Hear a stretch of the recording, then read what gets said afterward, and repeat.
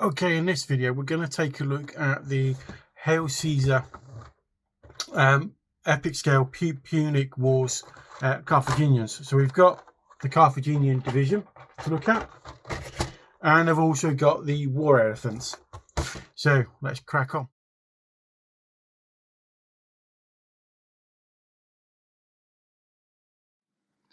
Okay, so I'm a bit late to the party of the epic battles Hail Caesar range. I just recently picked up the Carthaginians. Now I really like the epic scale, and for especially for ancients, it's a really good scale.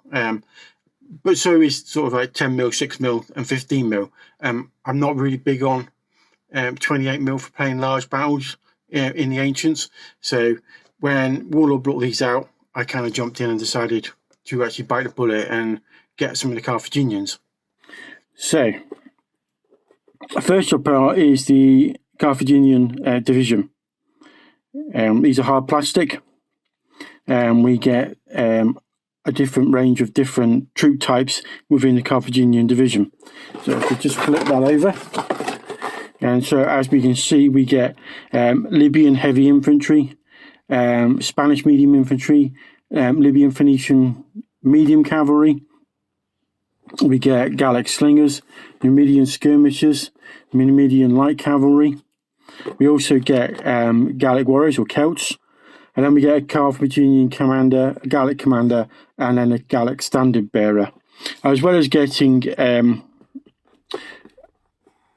decal sheet for the troops as well. Now, the box contains 2 Carthaginian commanders, two Gallic commanders. Then it's got 2 Gallic standard bearers, and then you get 3 bases of Libyan infantry, 6 bases of Gallic warriors, 2 bases of skirmishers, 2 bases of Spanish medium infantry, 2 bases of Numidian skirmishers, then 2 bases of medium cavalry and 2 bases of light cavalry. So you get a fair chunk in this one box. And I would say, if you're not buying one of the starter sets, this is a good way to go, and get this lot painted before expanding your army even bigger. So you get basically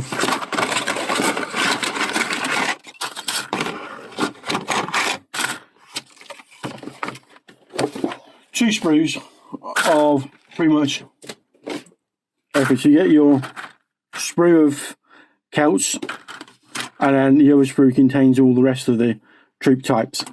So you get 2 of those, plus your bases, and then you get an assembly and painting guide. They do a very simple paint guide. It's quite easy. It's basically 4 steps. Go from block colours right through to basing, and then gives you some information on what to do next, where to go next. So let's take a look at the miniatures. We'll take a look at the Celts first. Now, as you can see, we get all our Celt troops lined up in one nice little blocker line. They're quite nicely sculpted. You've got a mix of people wearing with or without cloaks.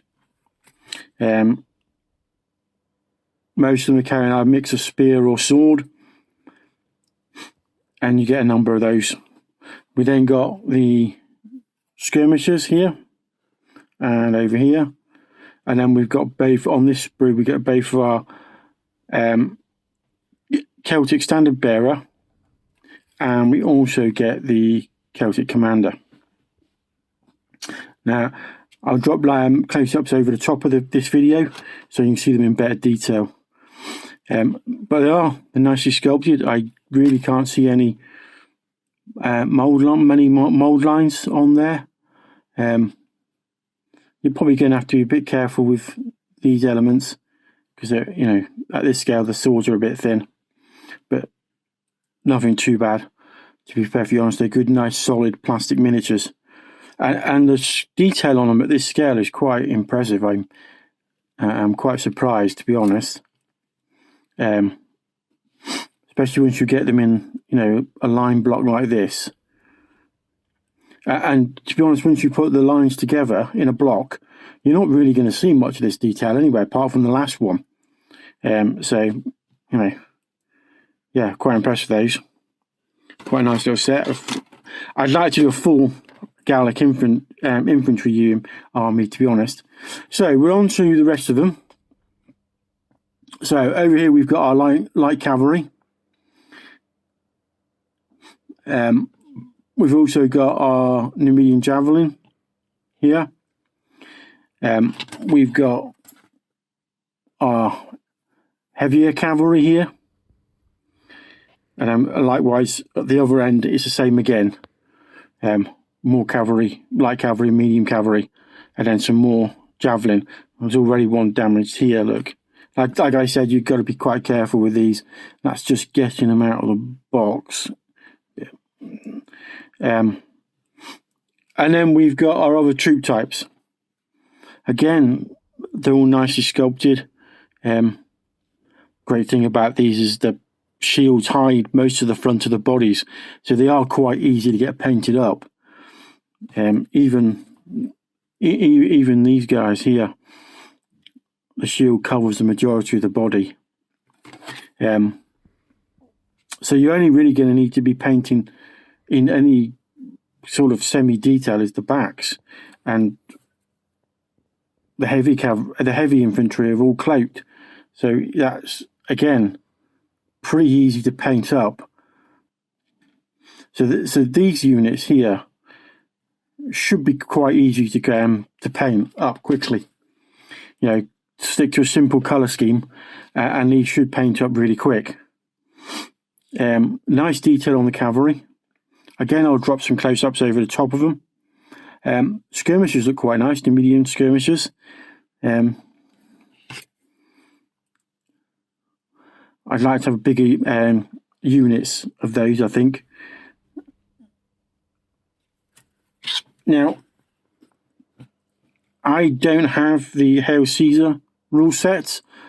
I'm not sure if I'm going to use those particular rules or I'm going to use another rule set. Because I think you could probably do Saga with these. Just adjust the sort of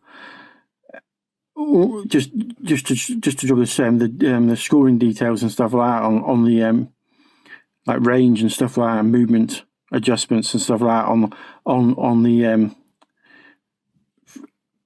to drop it down like it to fit this scale. But otherwise, I think you could probably play Saga with these.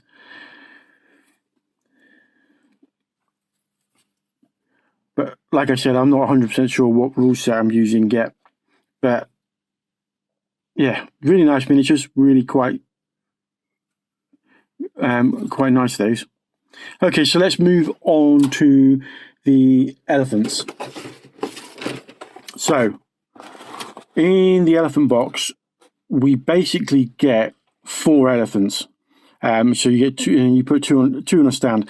Now, this is a great scale because you would never be able to field 4 elephants on a 28mm game unless you had a really massive gaming table.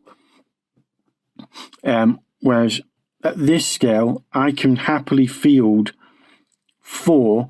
I'm probably going to field 8, 4 on each flank. But I wouldn't never be able to do that. I might be able to put 1 on the table at 28mm. So again, this is why this sort of scale and small around this sort of scale and sort of the ones below it, like 10, 6 and 15 are really nice scales to work with when you're doing ancients, because you can feel things like elephants and you can feel a lot bigger cavalry units and things like that. So we get 4 elephants plus all of the riders. So what does the sprue look like? So just bring the sprue over. So as you can see, you get 2 sprues in the box, and 2 elephants per sprue. So we've got our 2 elephants here, and then I think this is called a howdah, the one that's the box that sits on top where the troops sort of operate from. We get a number of troop types. We've got some archers, some javelin, and then we've obviously got the rider, and then at the back here we've got the guy with the really long sort of pike, I suppose you would call it, a pike spear. And then all the details for the elephant. Now, they're really nicely sculpted, again, really nicely sculpted, nice amount of detail on each of them. I mean, the human figures, quite a lot of detail for the size and scale of model. So, again, it's a really nice kit. And price-wise, it's not bad. I mean, I paid £20 pounds for this, about $30 or $25, $30. So I think I paid, yeah. So you're looking at, I think it was £22. I think I paid for it off Amazon. So what's that? $25, something like that. Between $25 and $30. I mean, I don't think that would buy you one at 28mm scale, to be honest, or you would at best get one for that price. And this scale we're getting 4. And if you go down further scales, you go 10.6, you're going to get a lot more for your money. So, yeah, overall, really quite satisfied with these kits. Again, Warlord have produced some really nice miniatures at this scale. So let's give some thoughts. So, that's the Carthaginians. And I'm not planning to get anything more from them yet. I'm going to get these painted first. But I said like I said before earlier in the video, I plan to get another box of elephants at some point, so I can have 4 on each flank. I'll probably pick up a box of the commanders, generals, and then at a later date, once everything's finished painting, I might expand out and get another division box to put some more infantry on the table. Especially I really want a good chunk of them Numidians on the table, because they were quite effective units in real life. So I'm hoping in whatever rule system I choose, they'll be as effective again on the tabletop. And they're quite a nice unit. I did quite like those. I really do like the scale that Warlord brought out, and they've done it really, really well, nicely in hard plastic. The quality is really good. So I'm hoping that they'll expand this range. And what I'd like to do is build up an ancient Britain's army with chariots, like, Boadicea's force, with all the infantry and chariots, so I can charge down at Romans with chariots. That's what I'd like to do. And then I think if they expand the range, and I'd like to see some other ancient sort of armies come in. I wouldn't mind doing Egyptians or biblical ancients. That would be quite nice, I think, especially because they use things like chariots and stuff like that. And then if they went far east, it would be nice to do some of the sort of like warring states or Three Kingdom period in ancients, or even some of the ancient armies from in and around like India and stuff, that area as well. But anyway, we'll have to wait and see what Warlord do with this range now. And like I said, I'm a bit late to the party. These have been out a while now, but I finally bit the bullet and got the Carthaginians. And I thought I'd show them off on video. Anyway, that's all for this week. Don't forget to like, subscribe, and I'll see you next time.